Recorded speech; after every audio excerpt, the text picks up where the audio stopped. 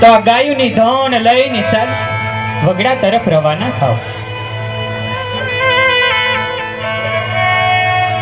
આજ કોણ કે હો કયા ભગતની દીકરી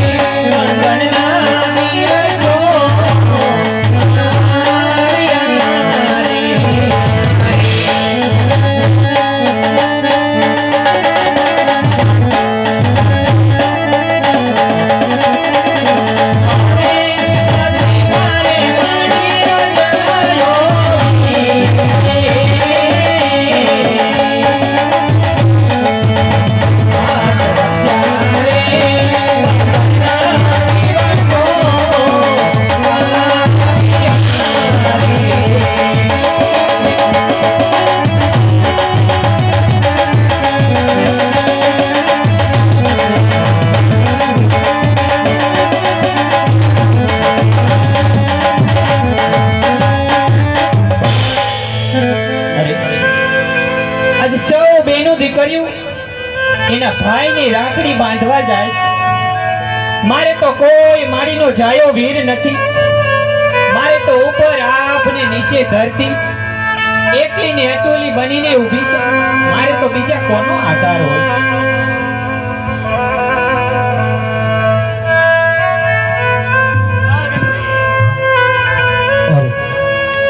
અઘર વનની અંદર કોઈ બેન દીકરી વિલાપ કરતી હોય એવું મને લાગે છે. તો લાય જઈને પૂછું કોણ છે અને શું એના નામ છે.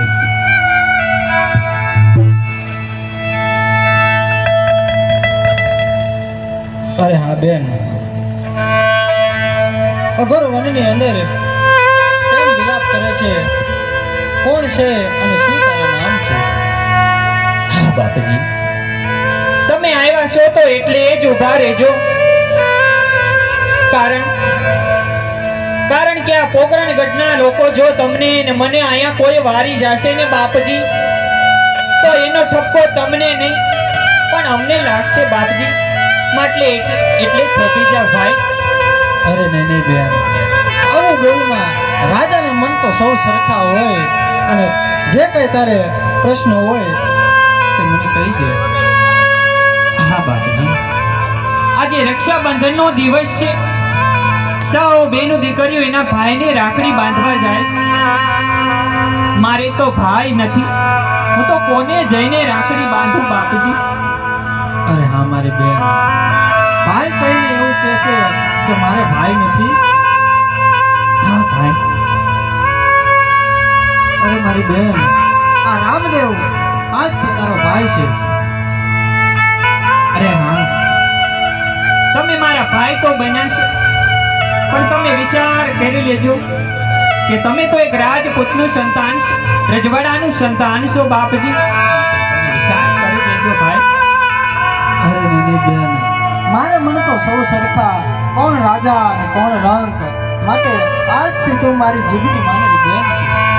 તમને જાજી ખમાયું હોય વીરા, તમને જાજી ખમાયું. આજે ડાલીબાઈ તમને રાખડી બાંધે છે વીરા. અરે હા મારી બેન.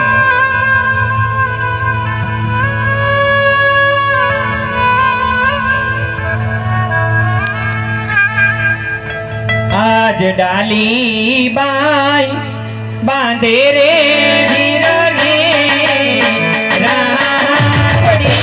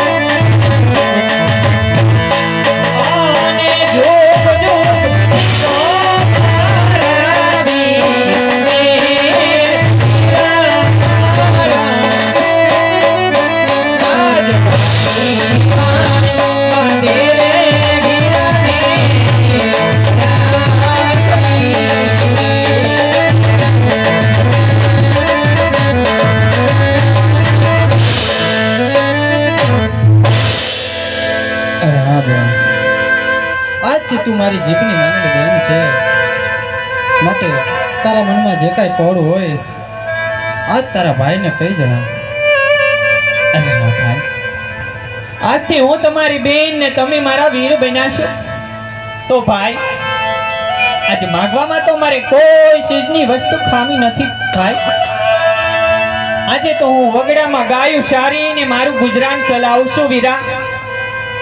અને મારે ભક્તિ કરવી છે, મારે બીજું કાંઈ પણ માગવું નથી ભાઈ. અરે હા મારી બેન,